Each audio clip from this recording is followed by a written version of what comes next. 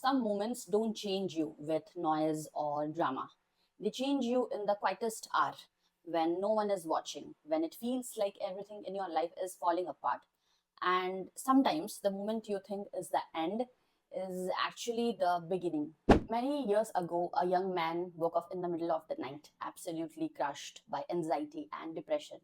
Life felt heavy. His mind felt unbearable. Every thought felt like a weight he couldn't carry anymore. He sat in the darkness of his room, feeling completely disconnected from everything. The silence, the furniture, even his own heartbeat. And he whispered to himself, I can't live with myself anymore. But in that silence, something opened.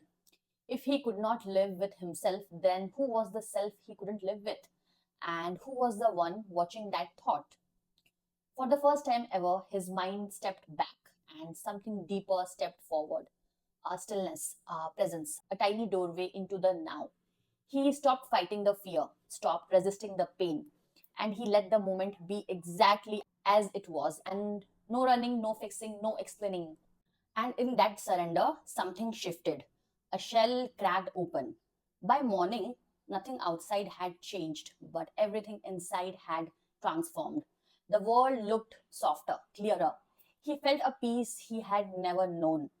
Not happiness, but a deep, grounded stillness. That man was Eckhart Tolle, and this moment became the birth of his book, The Power of Now.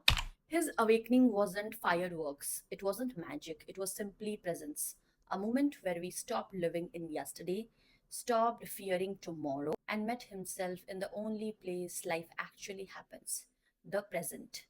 This story isn't about him, it's about all of us. Because peace, clarity, healing, they don't just happen in the future we chase or the past we replay. They happen here, in the now, in this breath, in this very exact moment. Tomorrow we go deeper. So if the present moment is so powerful, why do so many of us avoid it? Why do we stuck in the past? Why do we run into the future again and again?